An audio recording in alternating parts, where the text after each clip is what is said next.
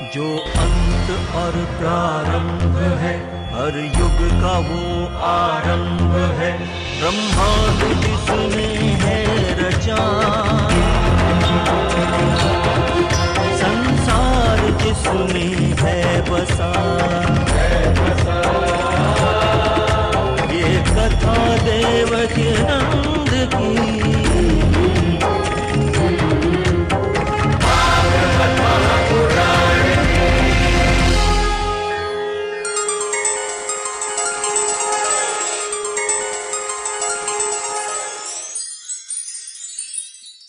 मैं आप सब नौजवानों से एक ही प्रार्थना करूंगा, अगर दुनिया को अपना बना लिया तो दुख पाओगे, अगर कन्हैया को अपना बना लिया तो सुख पाओगे।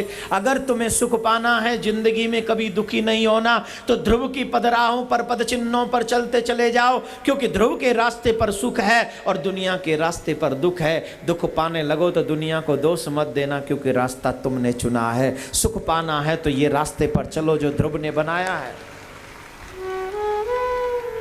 जोर से बोलना पड़ेगा, एक बार और जोर से बोलना पड़ेगा। आप सबको मालूम होना चाहिए, कल कृष्ण जन्म महोत्सव बड़ी धूमधाम से मनाएंगे।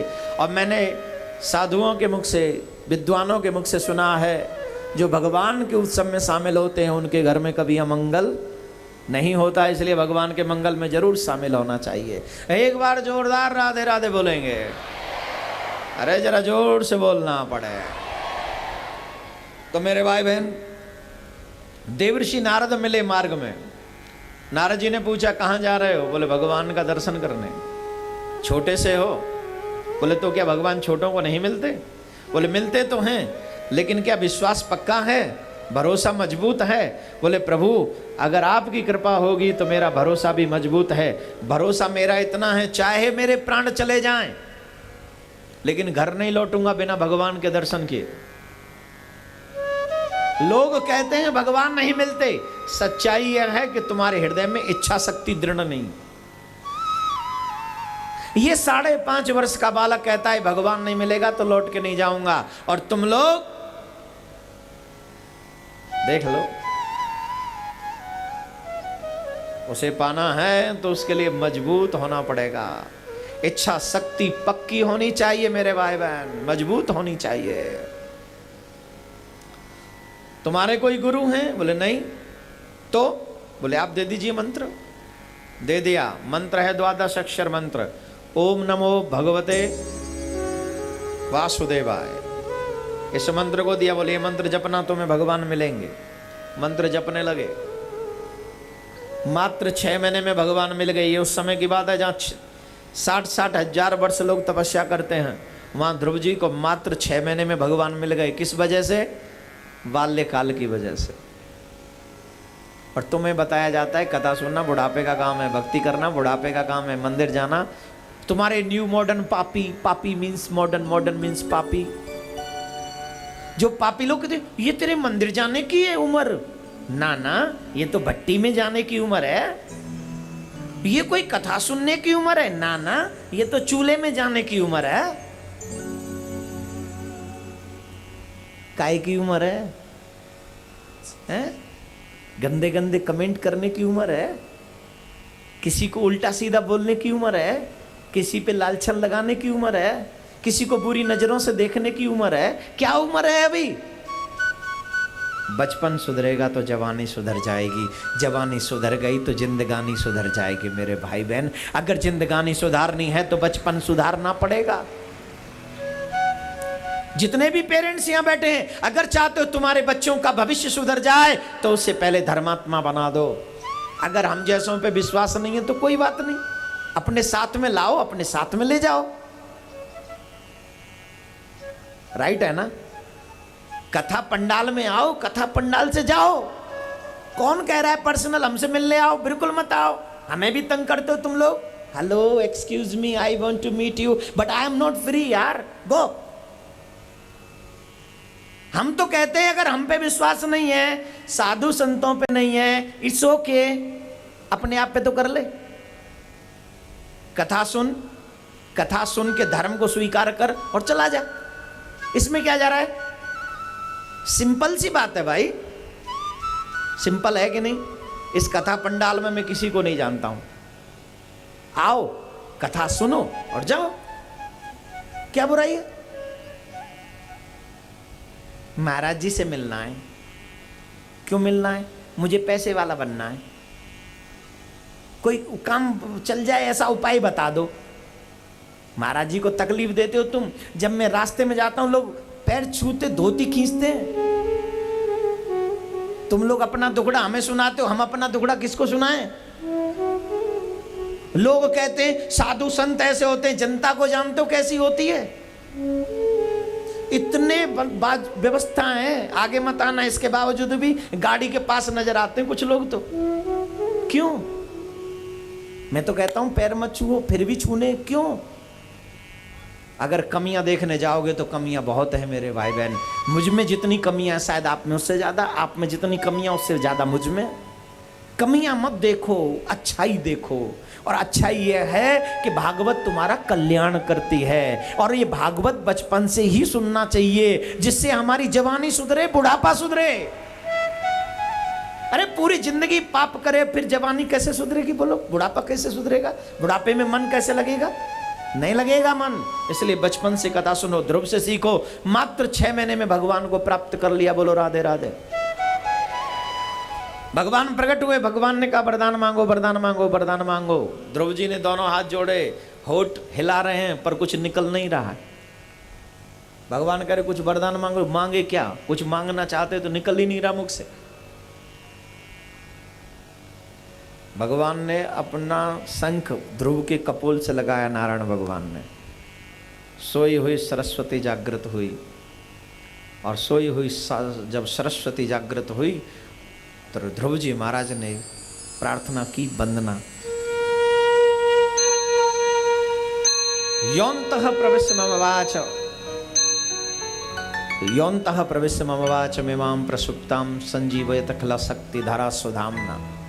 हे जगत के आधार, हे पुरुषों में श्रेष्ठ, हे परम पिता, मुझे मालूम है मेरी सोई हुई सरस्वती को जागृत करने वाले आप ही हैं।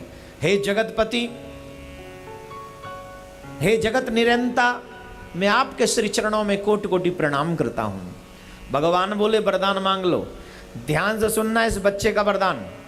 मात्र 6 वर्ष का बालक है, बड़े मन लगा कर सुनना। भगवान कह रहे हैं कोई वरदान मांग लो। मेरे प्रभु बोले, भक्त शिरोमणि ध्रुव बोले, महाराज जब तक मैंने आपके दर्शन नहीं किए तब तक मेरे हृदय में बदले की आग थी। मुझे लग रहा था कि मेरी छोटी मां ने मेरा अपमान किया है सिर्फ राज्य की वजह से, सिर्फ राज्य की वजह से। तो जब आप मुझे मिल जाओगे तो मैं अपने पिताजी से भी बड़ा राज्य मांगूंगा। मेरे मन में यह बदले की आग लगी हुई थी। लेकिन महाराज जब मैंने आपका दर्शन कर लिया तो आपके दर्शन मात्र से मेरे बदले की आग पर वो कृपा की अमृत वर्षा हुई है। वो अमृत वर्षा हुई है आपकी कृपा की कि मेरी बदले की आग बुझ गई, शांत हो गई। और अब मुझे राज का कोई लालच ही नहीं रहा। अब क्या है? बोले अब तो सिर्फ इतना है कि जो कभी न मिटे वो दे दो, और वो जो न मिटे उसका नाम है भक्ति। मुझे अपने चरणों की भक्ति दे दो। मुझे राज्य नहीं चाहिए जो मिट जाए या जिसे छोड़ना पड़े। एक कितने साल का बालक मांग रहा है? 6 साल का। क्यों मांग रहा है? भगवान के दर्शन से एक ही फल मिलता है सबसे बड़ा, और वो फल यह है कि तुम्हें तुम्हारी पहचान हो जाती है। हम और आप माया के लिए क्यों लड़ते हैं जानते हो? क्योंकि अभी हमें हमारी पहचान नहीं मालूम है। जैसे जीव को भगवान का दर्शन होता है उसे अपनी वास्तविक पहचान हो जाती है, और जैसे ही वास्तविक पहचान हो जाती है जीव लड़ना बंद कर देता है। फिर नहीं लड़ता जीव किसी से। फिर जीव स्वयं भगवान को पाना चाहता है, और जब पाल ले तो फिर बचा क्या है? ध्रुव जी कहते भक्ति चाहिए और कुछ नहीं चाहिए महाराज। जो बालक तपस्या इसलिए कर रहा हो मुझे राज्य चाहिए, और दर्शन के बाद कहता भक्ति चाहिए। क्यों? ये भगवान के दर्शन का फल है कि हमको हमारी वास्तविकता पे। अभी आज एक बच्चा कह रहा था ठाकुर जी के कथा में वेदांत कम झलकता है, हैं? वेदांती बनना है? वेदांतियों के लिए जो परमात्मा है, ज्ञानियों के लिए जो ब्रह्म है, साधु संत भक्तों के लिए, प्रेमियों के लिए वही तो कृष्ण है। वेदांतियों का परमात्मा, ब्रह्म ज्ञानियों का वो ब्रह्म और प्रेमियों का वो कृष्ण। रास्ते अलग अलग हैं, मंजिल एक ही है। निराकारवादियों के लिए वो निराकार है, साकारवादियों के लिए वो साकार है। जो जिस रूप में बसता है उसे वो उसी रूप में मिलता है। कोई कहता है वो ओंकार है, कोई कहता है वो ओम है, कोई कहता है वो ज्योतिर्स्वरूप है, और मैं कहता हूं वो टेढ़ी टांग वाला, बंसी वाला, मुरली मनोहर, नंदलाल, घनश्याम, यशोदा नंदन, देवकी नंदन, नंद नंदन है। माखन चोर, चित चोर, समरिया माँ, कितने नाम गिनाऊं, वो कितने नाम हैं उसके।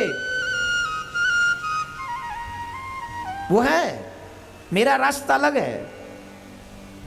मैं चाहता हूं कि आपको भी वही रास्ता दिखाऊं।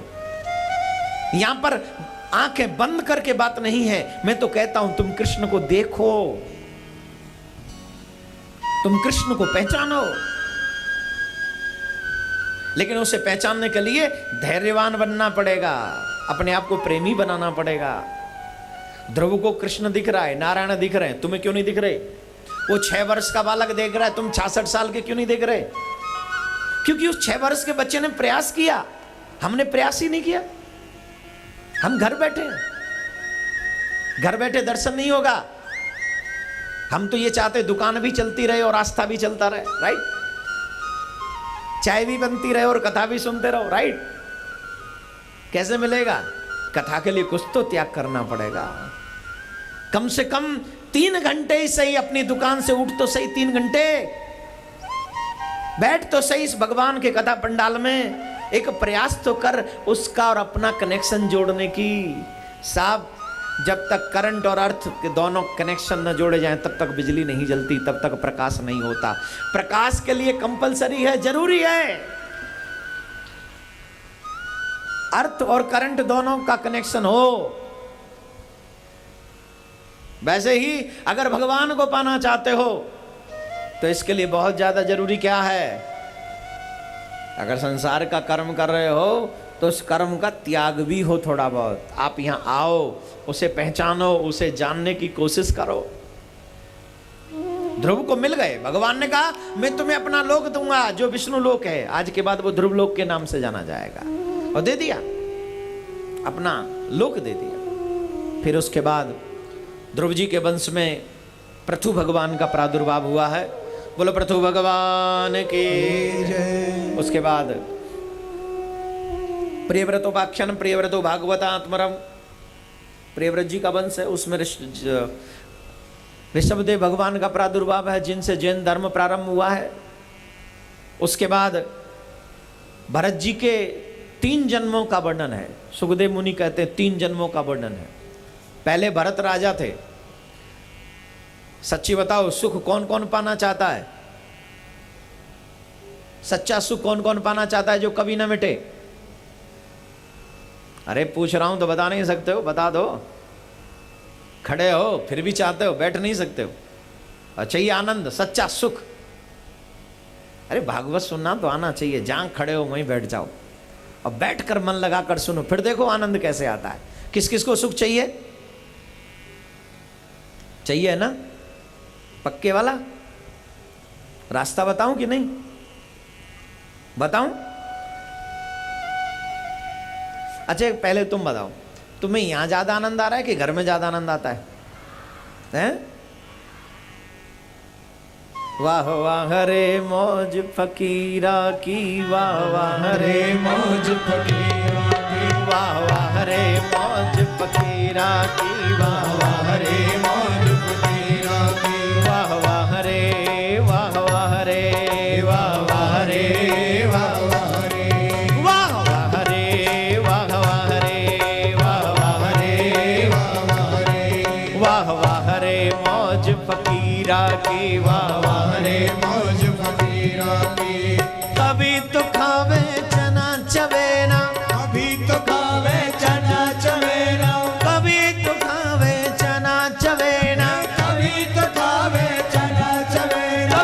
लपटा लेंदे खीरा दे वावा रे वावा रे वावा रे वावा रे वावा रे वावा रे वावा रे वावा रे। दोनों हाथ ऊपर करके ताली बजाइए मस्ती में। हरि बोल।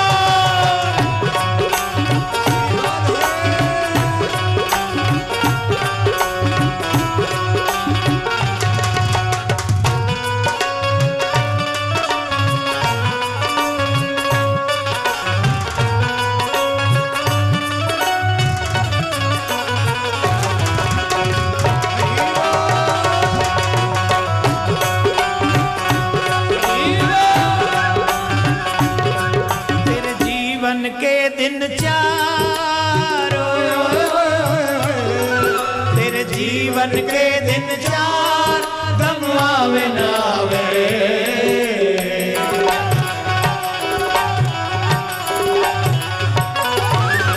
तेरा नाम उधार गम आवे ना आवे तेरा नाम उधार गम आवे ना आवे तेरे जीवन के दिन चार।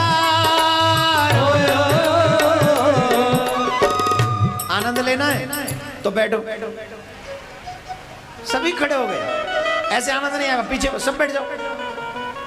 अगर आनंद सच्चा लेना है तो बैठो, सब बैठ जाओ। तेरे जीवन के दिन चार तेरे जीवन के दिन चार गम आवे ना आवे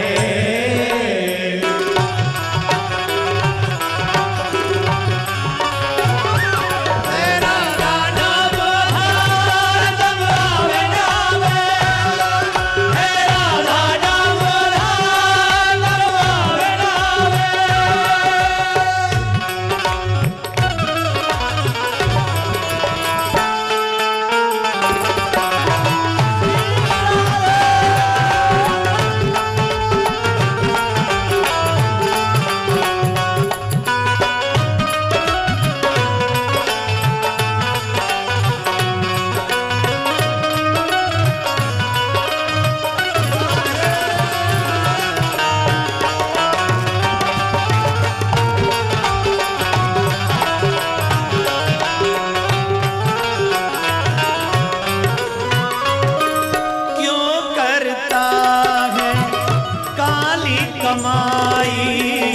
यम तो करेगा तेरी पिटाई यम तो करेगा तेरी पिटाई।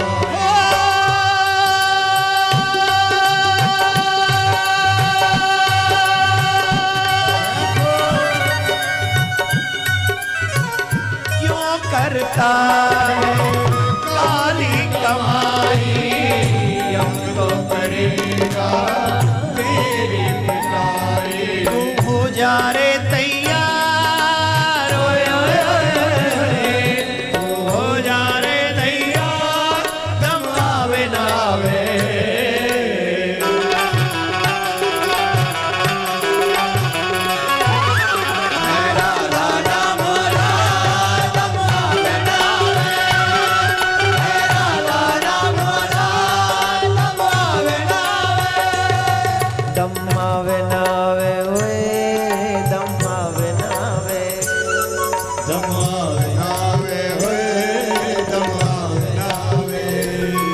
तेरे जीवन के दिन चार तेरे जीवन के दिन चार दम आवे ना आवे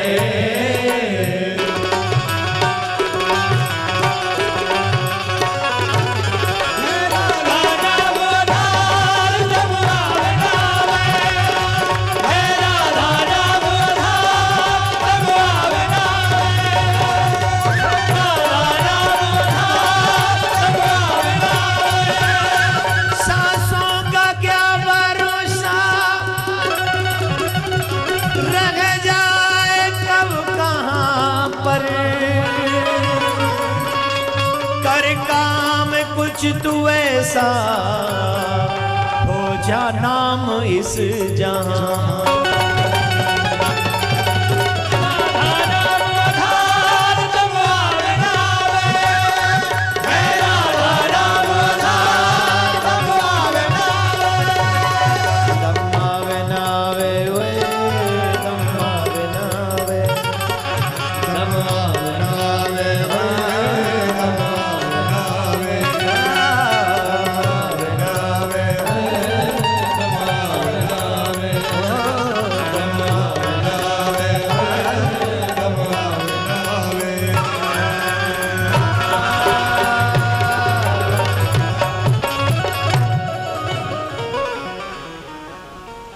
बोलना पड़ेगा? और जोर से जरा चकाचक हो जाए। अरे इतनी जोर से चकाचक हो जाए जो समझ लें कि सनातन धर्म कितना है ना गहराई, है ना हमारे धर्म की गहराई। कितनी गहराई है जरा एक बार जोर से। 1000 पीढ़ियां लग जाएंगी जड़ों तक जाने में, ध्यान रखियो। खोद नहीं पाएगा, 2-4 पीढ़ी के बाद ही खोदना बंद कर देगा। बहुत गहरा है रे हमारा धर्म, बहुत गहरा। सागर से भी गहरा तेरा प्यार मेरे मोहन मेरे दिलदार, सागर से भी गहरा तेरा प्यार। तो मैं कह रहा था सच्चा सुख किस किस को चाहिए? अब बताइए, आनंद आया कि नहीं? सच्ची बताओ, आया कि नहीं? इस आनंद की कीमत कितनी है तेरी बैंक में इतना अकाउंट में कुछ पैसा जो इसकी कीमत चुका सके? नहीं है ना। जो महलों में सुख नहीं मिलता, जो बैंक अकाउंट से भी सुख नहीं मिलता, जो दुनिया भर की संपत्ति से सुख नहीं मिलता, वो इस पृथ्वी पर बैठकर भगवान की कथा श्रवण करने के बाद हमें उतना सुख मिलता है। उससे भी ज्यादा सुख है। भरत जी महाराज के 3 जन्मों का वर्णन, राजमहल छोड़कर चले गए वन में और भगवान का भजन करने लगे, लेकिन वहां पर भी उनको मोह हो गया। ये कथा कई बार आपने सुनी है। रहुगण को उपदेश दिया जड़ भरत के रूप में और बताया रहुगण को, सत्संग में जाते हो और तुम्हें यह नहीं पता कि आत्मा का स्वरूप क्या है। सत्संग में देखिए, जड़ भरत जी महाराज ने बहुत अच्छी बात बताई। रहुगण जो राजा था वो रोज सत्संग में जाता था, लेकिन पालकी में जाता था और थोड़ा भी तकलीफ होने पर कहारों को डांटता था। जो पालकी ले जाने वाले थे, चलाने वाले थे, उनको डांटता था। सत्संगी को, जो जीव सत्संग करते हैं, उन्हें थोड़ा विनम्र होना चाहिए। आप कथा भी सुनते रहो और आपका क्रोध भी शांत ना हो, इसका मतलब है आपने कथा को सुना है, जिया नहीं है। अगर आप दिल से चाहते हो कि कथा का असर तुम्हारे जीवन में हो, तो कथा को सुनो फिर जियो। अभी आपको लगता है ना कि हमारा आनंद सिर्फ पंडाल तक सीमित रहता है, उसके बाद नहीं, क्योंकि आप उसके बाद जीते नहीं हो। वो जिस दिन इस कथा को जीना शुरू कर दोगे, सबसे पहला काम, मेरी वजह से कोई दुख नहीं पाना चाहिए, ये कथा में से सीखो। दूसरा, मेरे धर्म के लिए मेरी जान भी हाजिर है। तीसरा, मैं अपने द्वारा किसी का बुरा नहीं करूंगा, सीखो। चौथा, मैं जिंदगी खो सकता हूं लेकिन भगवान का नाम भूल जाऊं, ये मेरे लिए मुमकिन नहीं हो सकता, ये सीखो। जब ये कुछ चीजें सीख लोगे, जब ये कुछ चीजें, अभी मेरे को कहते महाराज 16 माला तो बड़ी कठिन है। जब प्रेम करने लग जाओगे ठाकुर जी से, 16 नहीं 1600 माला भी कम लगेंगे आपको। 1600 माला, इतना अटैचमेंट हो जाएगा इस नाम से। लेकिन कब? जब कथा को जीना शुरू कर दोगे। अभी तो सिर्फ पी रहे हो, पिबत भागवतम। अभी इस कथा में इतने लोग बैठे हुए हैं, लेकिन इस कथा के सही व्यवस्थापक कितने लोग हैं? कथा का जीने का मतलब समझते हो? फ्रंट पे रह के ठाकुर जी का काम करना। तुम्हारे घर में कोई उत्सव होता है, ये काम मैं कर लूंगा, ये जिम्मेदारी मुझे दे दो, ये जिम्मेदारी मुझे, ये मैं करूंगा, ये तुम बड़ के करते हो तुम्हारे घर में। और जब ठाकुर जी की कथा होती है तब एकदम ऐसे आएंगे और झट बैठ जाएंगे और सुनेंगे, झट चले जाएंगे। भगवान पूछो का करके आए? को बोले कथा सुन के आए। काशी क्यों कथा में थे? बोले सीखो सिखायो तो कछु ना हो। पंडित जी ने जो कही कि कथा सुन लो, तुम्हें जो मिलेगा वो जो चाहोगे मिल जाएगा। जय चक्कर में 3 घंटा में बैठे रहे, मूड मार के आ गए। अब 7 दिन में कछु मिलेगा कि ना, वो भगवान है पता, हमें ना पता, है ना? क्यों? विश्वास नहीं। अविश्वास की धारा गहरी है। कथा को जियो, ठाकुर जी के हर कार्य को अपना समझो। जैसे दुनिया के रिश्तेदारों के काम को अपना समझते हो, भगवान के भी काम को अपना समझो। और जब भगवान को अपना समझोगे, उनके कामों को अपना समझोगे, मैं आपसे वादा करता हूं मेरे भाई बहन, एक बात बताऊं, मुझे भगवान की कथा गाते हुए और भगवान के कोई भी धर्म का कार्य करते हुए जितनी सुख प्रसन्नता होती है, मुझे किसी भी रिश्तेदार के उत्सवों में शामिल होने में उतना सुख नहीं मिलता कभी। ये मैं अपना पर्सनल एक्सपीरियंस बता रहा हूं। मेरी कोशिश रहती है कि मैं किसी पर्सनल उत्सव में न जाके अच्छे धर्म के कार्यों में जाऊं, और उसमें आनंद आता है, मुझे इंजॉय होता है, लगता है कि मैं अपने ठाकुर जी का एक काम कर रहा हूं। अब इससे मेरे रिश्तेदार नाराज हो जाएंगे, ये प्राउडी हो गया है, नाम हो गया है तो अभिमानी हो गया है, ऐसा नहीं है। सच्चाई है, मेरी आत्मा मानती नहीं है, मुझे सुख नहीं मिलता है, मुझे आनंद नहीं आता है, न पहले भी नहीं आता था, अभी भी नहीं आता है। आनंद आता है मेरे प्यारे, ठाकुर जी की ये कथाओं का गायन जब होता है ना, मन करता है 6 कभी बजे ही ना, मन करता है 6:15 बजे ही ना, बस होती चली जाए, होती चली जाए, होती चली जाए। आप भी ये जियो जिंदगी में, भगवान के कार्य करो, करना सीखो। जब जीना शुरू कर दोगे तो तुम फिर दुनिया के आनंद को नहीं, ध्रुव को भी वही सुख मिला। सत्संग में जाने वालों को सत्संग से बहुत कुछ सीखना चाहिए। जड़ भरत जी ने कहा तुम रोज सत्संग में जाते हो, लेकिन तुम्हें ये नहीं पता आत्मा का स्वरूप क्या है। मेरे शरीर को देख रहे हो तुम, मेरा शरीर भारी है, शरीर का क्या है? शरीर तो नश्वर है, आज है कल नहीं। और हम सबका भी ये शरीर, ये कानपुर में गंगा जी है ना, पानी आ रहा है कि नहीं? हाँ, तुम्हारे दिन अच्छे हैं अब, हाँ आगे तुम्हारे दिन अच्छे, सच्ची में गंगा का काम शुरू हो गया, लेकिन अभी जमुना जी के भी अच्छे दिन लाने, जमुना जी का भी काम शुरू करवाना है, ये भी पक्की बात है। गंगा जमुना ये हमारी जो है भारत की 2 प्राथमिकता है, जो हमारी संस्कृति को जोड़ के रखती है। आपके माध्यम से हम यहां पर उठा रहे हैं, अगर मीडिया वाले हमारी बात सुन रहे हैं, ये भी छापे कि अगर गंगा के अच्छे दिन आ गए हैं तो जमुना के भी अच्छे दिन आने चाहिए, तभी इलाहाबाद में संगम होगा, वरना संगम फीका पड़ जाएगा मेरे भाई। जितना गंगा का अस्तित्व जरूरी है, उतना जमुना का भी अस्तित्व जरूरी है। जमुना भी बचनी चाहिए, आप सब ये याद रखिए। आत्मा छोटी बड़ी नहीं होती, जो आत्मा तुम्हारे अंदर है, वो मैं कह रहा था, कानपुर में गंगा जी है ना, है ना? तुम्हारे यहाँ कानपुर में जब कोई मरता है तो कहाँ जलाते हैं? जोर से बोलिए। हैं? अब मुर्दा घर तो वो गंगा जी पे ही ना, गंगा जी पे ही। जलने के बाद तुम्हारा कोई अस्तित्व बचता है? तो शरीर मिट गया ना, मिट गया, लेकिन आत्मा कभी मिटती है? एक ही आत्मा चींटी में भी आ जाती है, वही आत्मा हाथी में भी आ जाती है। शरीर पतला हल्का मोटा हो सकता है, आत्मा हल्की मोटी पतली नहीं होती। आत्मा तो सबकी बराबर है, सबकी। अब आत्मा कितनी बड़ी है जानते हो? नहीं मालूम? सरसों के दाने को देखा है?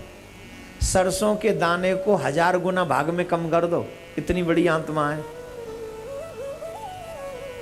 सरसों के दाने को 1000 गुना छोटा कर दो, इतनी बड़ी आत्मा है। और वही मोटी मैया में, वही छोटी भैया में, सब में वही है। मोटी है तो इसका मतलब ये नहीं है पांडे जी की आत्मा बहुत मोटी होगी, ऐसा नहीं है। शरीर मोटा और पतला हो सकता है, यही उपदेश दिया रघुगण को। राधे राधे बोलना पड़ेगा, समझाइए तो बहुत बड़े कोई सिद्ध पुरुष है, चरणों में आकर लेट गया। लेकिन मैं कथा सुनाने वाला था रघुगण की, जड़ भरत की इत्यादि की आप कथा सुनी। मैं आपको कथा सुनाने वाला था भक्त शिरोमणि प्रहलाद जी की।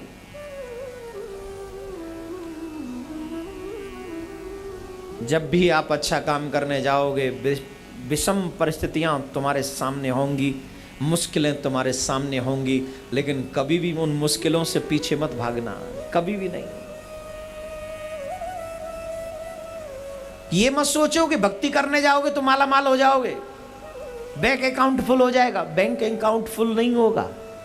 भक्ति करने जाओगे तो जो ठाकुर जी के यहां पर तुम्हारा अकाउंट खुला हुआ है ना, लबालब चकाचक रहेगा वो। भक्ति का मतलब है उस अकाउंट को फुल करना, वो पूरा फुल है, चकाचक।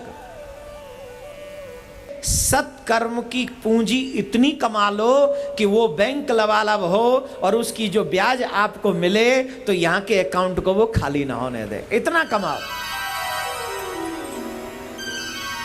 अच्छे काम करने जाओगे मुसीबतें आएंगी। प्रहलाद 7 वर्ष का बालक, हिरण्यकश्यप प्रहलाद जी के पिताजी, हिरण्यकश्यप ने ब्रह्मा जी से वरदान मांगा, न दिन में मरूं, न रात में मरूं, न घर में मरूं, न बाहर मरूं, न धरती में मरूं, न आकाश में मरूं, न अस्त्र से मरूं, न शस्त्र से मरूं, न नर से मरूं, न नारायण से मरूं। कुछ बचाओ तो 12 महीनों में से किसी महीने में ना मरूं। इतने वरदान मांग लिए, वरदान मांग लिए।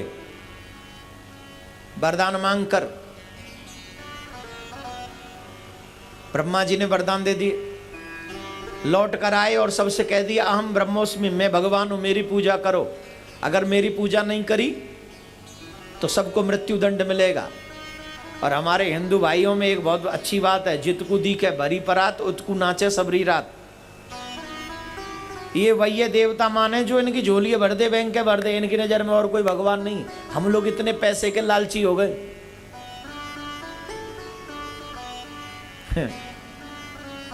छोड़िए, जो हमारे वेद, जो हमारे पुराण, जो हमारे शास्त्र कहते हैं, उन्हीं देवी देवताओं की पूजा करने का विधान है। आपके जो गुरु जी हों, गुरु जी ने जो देवता बताया हो, आराध्य बताया हो, उसकी पूजा करनी चाहिए। यही हमारे सनातन धर्म की पद्धति है। ये थोपा नहीं गया, ये रूल बनाए गए हैं। और अब से नहीं, हम लोगों ने नहीं, शुरुआत से बने हुए, हम लोगों ने नए नए बनाए। हमारी निम्बार्क संप्रदाय कब से चली आ रही, हजारों हजारों साल पुरानी। आप इसको समझो। सब लोग हिरण्यकश्यप को भगवान मानने लगे। प्रहलाद जी उन्हीं के पुत्र हैं। कह दिया आप भगवान नहीं हो, आप भगवान नहीं हो सकते।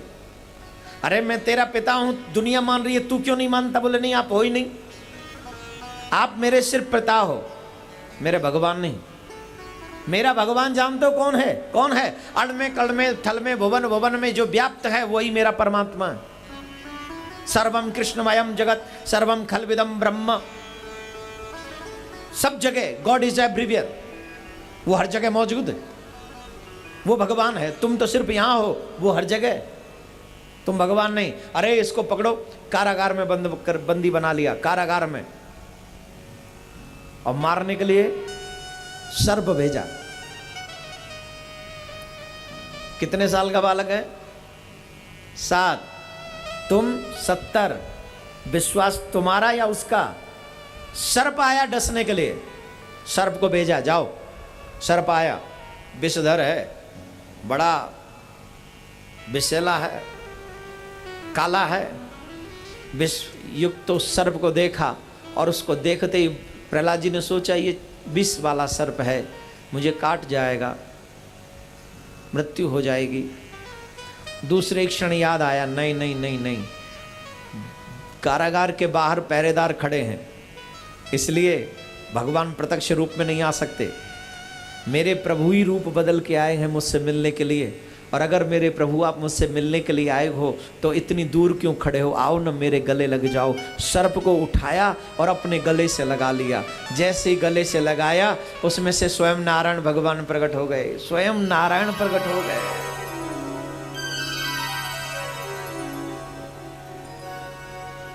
कितने वर्ष का बालक है? भक्ति में विश्वास है कि नहीं? भगवान पर भरोसा है कि नहीं? अंधों को सूर्य दिखाई नहीं पड़ता, जो देखना चाहते हैं उन्हें दिखाई पड़ता है। परमात्मा है, तुम उसे देखने की कोशिश तो करो। जब कोशिश करोगे तो वो तुम्हें नजर आएगा। जब तुम उसे देखना ही नहीं चाहोगे तो कैसे संभव होगा? कैसे पता चलेगा कि कोई है भी? विष भेजा, प्रहलाद जी को मारने के लिए विष भेजा। नारायण भगवान बोले बाबा भोलेनाथ से, बाबा मेरे भक्त को मारने के लिए विष भेजा जा रहा है, what is your planning? Don't very Maharaj, I am going there, मैं जा रहा हूं। जो आपकी छत्र छाया में रहता है उसे कभी कोई कष्ट नहीं होता सरकार, चिंता मत करिए। और भोलेनाथ बाबा ने उस विष को भी अमृत बना दिया, उस विष को भी अमृत बना दिया। प्रहलाद जी को मारने के लिए पर्वत की चोटी पर जल्लादों से काई से ले जाओ और गिरा दो नीचे, इसका प्राणांत होना चाहिए, इसकी एक एक हड्डी टूट जानी चाहिए, कोई भी इसकी एक भी हड्डी बचनी नहीं चाहिए, इतने ऊंचे से गिराओ। भक्ति का प्रभाव बहुत होता है।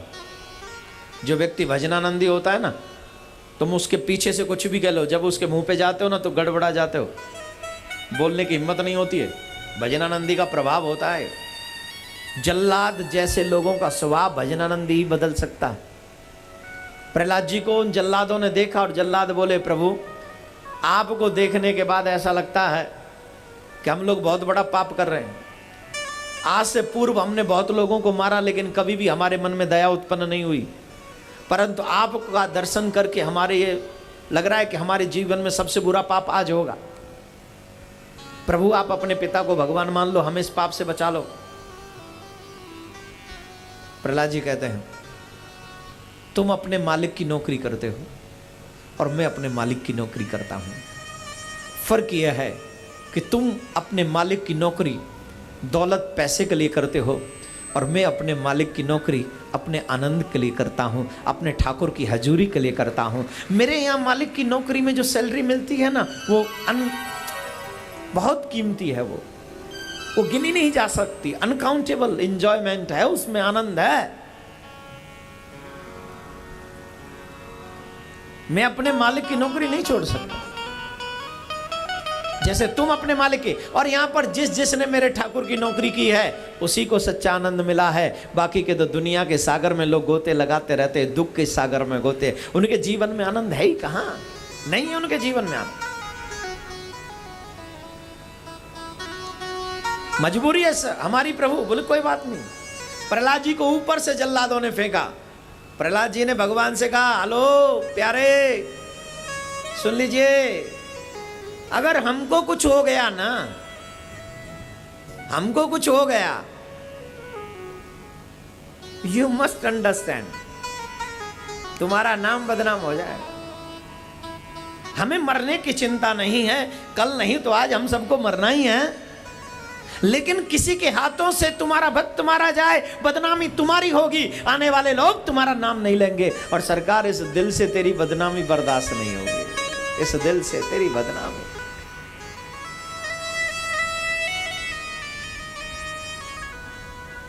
भक्तों को कब तकलीफ होती है? जब कोई राक्षस कोई भगवान को बदनाम करता है। जो सच्चा भक्त होगा वो कभी भगवान की बुराई अपने कानों से नहीं सुन सकता, उसे बड़ी तकलीफ होती है।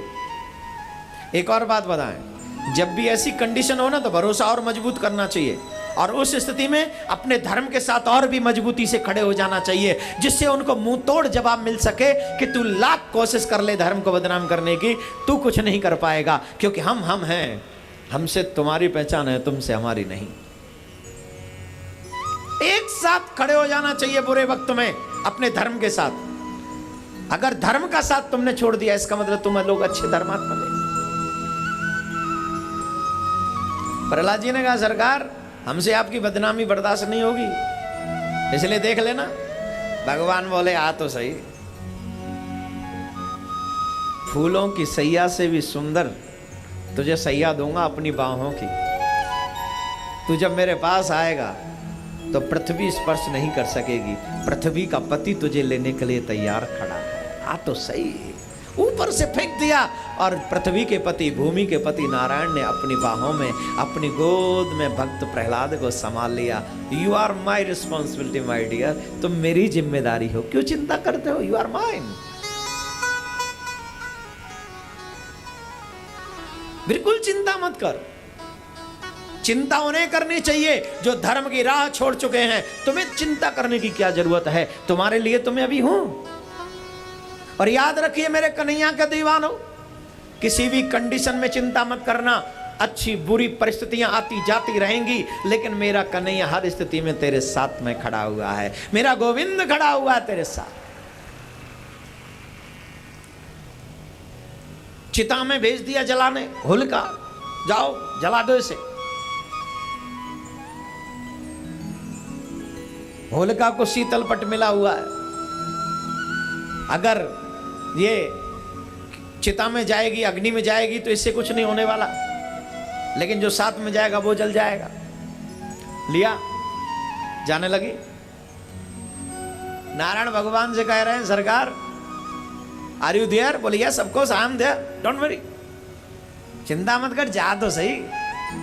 भगवान ने पवन देव को कहा, नाउ तुम्हारी रिस्पॉन्सिबिलिटी है, जाओ। पवन देव तीव्र गति से चले। एक और बात बताऊं, जो भगवान के सच्चे भक्त होते हैं ना, उनके साथ सारा वातावरण, वायुमंडल भी उन्हीं के सपोर्ट में खड़ा हो जाता है, पूरा वायुमंडल। परसों मेरे को डॉक्टर साहब बता रहे थे कि जब पहले दिन की कथा थी ना यहाँ, तो उनके घर के पास 5:30 बजे भयंकर बारिश हुई, और यहाँ जब कथा पूरी हो गई तो बूंदाबांदी हुई। तो बताइए ठाकुर जी, इंद्र देवता इत्यादि हमारी कथा में, हमारे यज्ञ में भगवान के भक्तों के लिए सपोर्ट करते हैं कि नहीं करते हैं? ये लोग भी सपोर्ट करते हैं। तीव्र गति से पवन देव चले, शीतल पट उड़ा, प्रहलाद जी के ऊपर आ गया, और होलिका जलकर गोविंद आया। जो आई थी जलाने वो जल गई, जिसे आई थी जलाने वो तो हरि के गीत गा रहा है। और तभी से हमारे ब्रज में होली को त्योहार मनाया जाए वे लगे हो महाराज। वैद्यनाथ होली मनाई जा रही है। कैसी मनाई जा रही है होली? जानते हो कैसी मनाई जा रही है? ऐसी होली मनाई जा रही है, आनंद आता है। तो ये सॉन्ग कोई भी खड़ा नहीं होगा, बिल्कुल भी। अगर खड़े हुए ना तो फिर तुम्हारी खैर नहीं, भजन पूरा हो जाएगा। एक कड़ी गुनगुनाएंगे बस।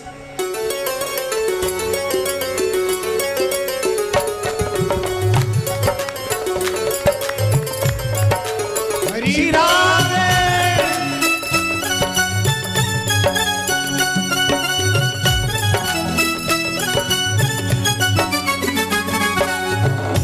तो ये सो हमारी काना रंग मते डारो, सो हमारी काना रंग मत डारो। तो ये सो हमारी काना रंग मत डारो, सो हमारी काना रंग मत डारो। ओ गोरो गोरो रंग मेरो, गोरो गोरो रंग मेरो, गोरो गोरो रंग मेरो, गोरो गोरो रंग मेरो।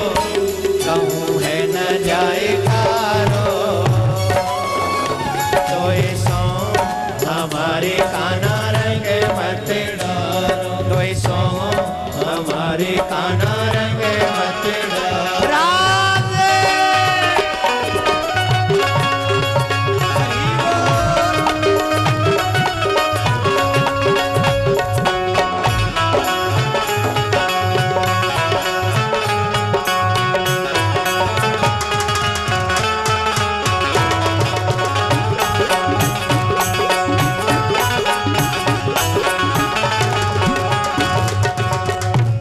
नृत्य करने के लिए जरूरी थोड़ी है कि खड़ा ही होना पड़े, बैठे बैठे भी तो हो जाता है।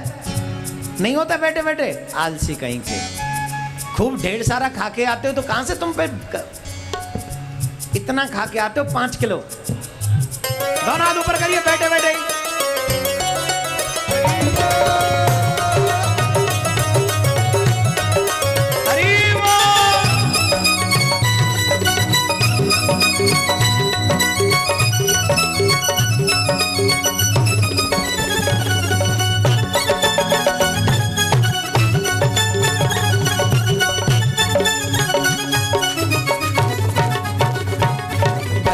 जाए कहीं मेरी अखियों का काजल भीग न जाए दुपट्टे का आंचल, बह न जाए कहीं मेरी अखियों का काजल, भीग न जाए दुपट्टे का आंचल। सितारों से जड़ा है दुपट्टा हमारो, तो ये सो हमारे कान्हा रंग मत डालो, ये सो हमारे कान्हा रंग मत डालो, सो हमारे कान्हा रंग मत डालो। ओ गोरो गोरो रंग मेरो, गोरो गोरो रंग मेरो, गोरो गोरो रंग मेरो, गोरो गोरो रंग मेरो। दोनों हाथ ऊपर करिए। कहूँ है न जाए कालो, तो सो हमारे कान्हा रंग मत डालो, सो हमारे कान्हा रंग मत डालो, सो हमारे कान्हा रंग मत डालो। गोरो गोरो रंग मेरो, गोरो गोरो रंग मेरो, गोरो गोरो रंग मेरो, गोरो गोरो रंग मेरो। कहूँ है न जाए कालो, तो सो हमारे कान्हा रंग मत डालो, सो हमारे कान्हा रंग मत डालो, सो हमारे कान्हा रंग मत डालो, सो हमारे कान्हा रंग मत डालो। क्या बोलेंगे? अच्छा, धीरे बोलने का मन है क्या? और धीरे बोलने का मन है क्या? क्या बात। वो हर जगह मौजूद है, कहाँ नहीं है? हरि व्यापक सर्वत्र समाना, प्रेम ते प्रगट होए में जाना। वो हर जगह मौजूद है, वो इस खंबे में भी मौजूद है। जैसे ही खंबे का नाम सुना, मुष्टिका का प्रहार किया और मेरे प्रभु उस खंबे को फाड़कर उसमें से नरसिंह बनकर प्रकट हो गए। बोलो नरसिंह भगवान की जय, नरसिंह भगवान की जय। नरसिंह बनकर प्रकट हुए मेरे प्रभु और युद्ध हुआ। हिरण्यकश्यप को अपनी जंघाओं पे रखा और हिरण्यकश्यप से कहा कि तुम वरदान याद करो। तुमने क्या वरदान मांगे? न दिन में मरू न रात में, बोले सायकालीन वक्त है, वरदान पूरा। न घर में मरू न बाहर, बोले बीच चौकट पे, वरदान पूरा। न धरती में मरू न आकाश में, जंगाओं पे मेरी पे, टेंशन मत ले, वरदान पूरा। बोले अस्त्र से मरू न शस्त्र से, बोले मेरे हाथ में कुछ दिख रहा है तुझे? बोले नहीं। बोले नाखून है मेरे बड़े बड़े, इनसे तुझे चीड़ दूंगा। और क्या वरदान मांगा? बोले नर से मरू ना नारायण से। भगवान बोले लुक एट मी, यार देख तो ले, जरा देख हमें, सी वाम कौन हूं मैं? अब क्या कहें सरकार, ठीक हो कैसे? बोले महाराज आधे नर आधे सिंह हो, व्यवस्था पूरी है, अरेंजमेंट कंप्लीट है, फिर भी तो भी नहीं मरूंगा। क्यों? मैंने 12 महीनों में से किसी महीने में न मरूं, ये वरदान मांगा है। बोले तेरे लिए अलग व्यवस्था है, वीआईपी अरेंजमेंट है तेरा, वीआईपी कोटे से मौत रूपी टिकट फिक्स करी है तेरी तत्काल में। किसमें? तत्काल में, अर्जेंट वीआईपी कोटे से। और उस वीआईपी कोटे में ये आता है कि दुनिया के लिए 12 महीने हैं और तुम्हारे लिए 13वां महीना मैंने बनाया है। भगवान ने बड़ी बुरी मृत्यु हिरण्यकश्यप को दी है। किस लिए? क्योंकि हिरण्यकश्यप ने भक्त को दुख दिया था। आप यकीन नहीं कर सकते, रावण को, कंस को, इन सब को तो भगवान ने मार के खत्म किया, लेकिन प्रहलाद के पिता को बड़ी बुरी मृत्यु दी भगवान ने। सीना चीर के उसकी आत्माओं को निकाल के अपने गले में डाल लिया। इतना बुरा भगवान ने किसी के साथ नहीं किया जितना इसके साथ किया। क्यों किया जानते हो? क्योंकि इसने भक्त को कष्ट दिया। छोटे से बालक प्रहलाद को इतना कष्ट दिया है कि भगवान से बर्दाश्त नहीं हुआ, और भगवान ने कहा था कि मैं तुझे बहुत बुरी मौत दूंगा, और भगवान ने इसको बहुत बुरी मौत दी। इसका मतलब यही है कि भगवान के भक्तों का, साधु संतों का, धर्म का, पेरेंट्स का सम्मान करना सीखो। जितना सम्मान करोगे भगवान उतना ही तुमसे खुश होगा। प्रहलाद जी महाराज को अपनी गोद में बैठालकर मेरे ठाकुर जी इतना प्यार कर रहे हैं, जैसे एक गाय अपने नवजात बछड़े को प्यार करती है, अपनी जिह्वा से चाटती है, वैसे मेरे प्रभु प्रहलाद जी को चाट रहे हैं, प्यार कर रहे हैं। मानो प्रहलाद के माध्यम से पूरे भक्तों को ये संदेश दे रहे हों कि मैं आज भी तुम्हें माँ की तरह प्यार करता हूँ, तुम्हें तुम्हारे पिता की तरह प्यार करता हूँ, बस मैं इंतजार करता हूँ मेरे पास आ जाओ, तुम सिर्फ मेरे पास आ जाओ। जब तुम मेरे पास आ जाओगे तो तुम्हें भी यही प्यार मिलेगा जो प्रहलाद को दे रहा हूँ। मेरी नजर में प्रहलाद में और तुम में अंतर नहीं है। मेरा नाम है समदर्शी। समदर्शी का मतलब है सबको समान दृष्टि से देखने वाला हूं मैं, इसलिए सिर्फ तुम मेरे पास आ जाओ। प्रहलाद को बहुत प्रेम दिया। प्रहलाद जी के ही वंश में राजा बलि हुए। देवता और दैत्यों ने मिलकर समुद्र मंथन किया,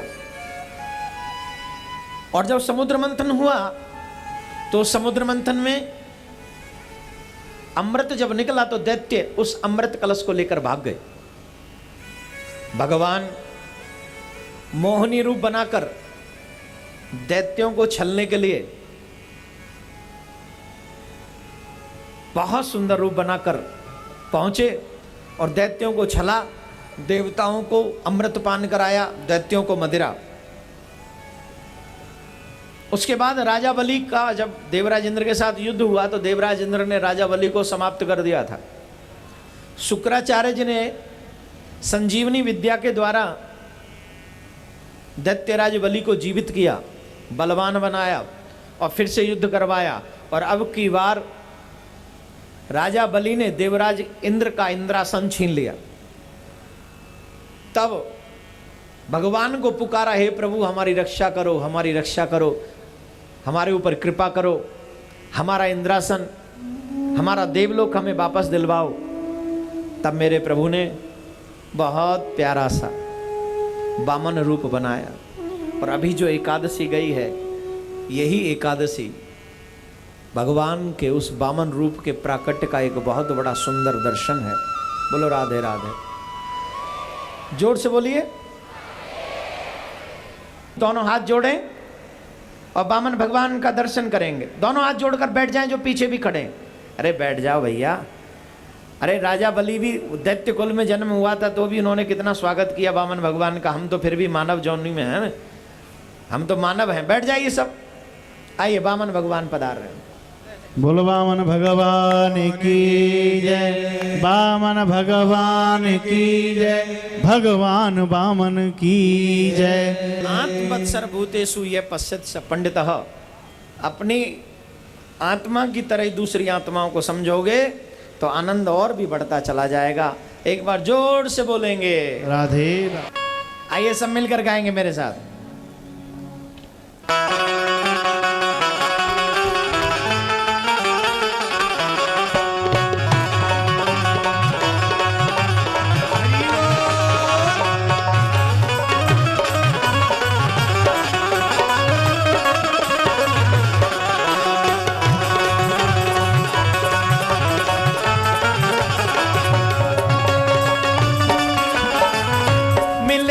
सांवरिया मिलेगा, सांवरिया बजेगी बांसुरिया, बजेगी बांसुरिया।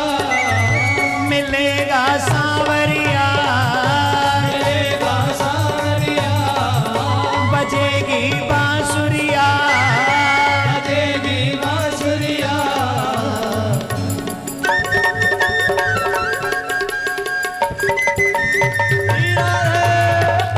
मिलेगा सांवरिया, मिलेगा सांवरिया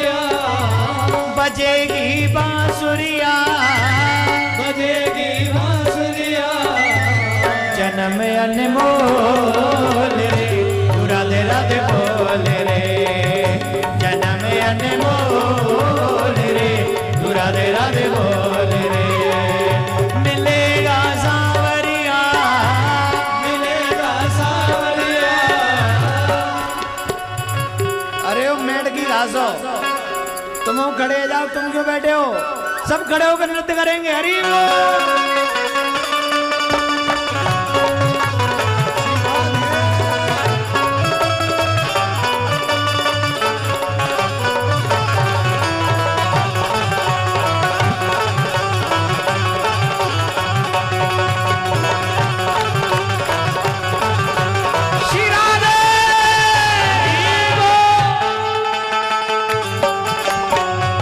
शक्ति श्री राधा रानी, आदिशक्ति श्री राधा रानी, महिमा इनकी वेद बखानी, महिमा इनकी वेद बखानी। आदिशक्ति श्री राधा रानी, आदिशक्ति श्री राधा रानी, महिमा इनकी वेद बखानी, महिमा इनकी वेद बखानी। और हाथ ऊपर करिए।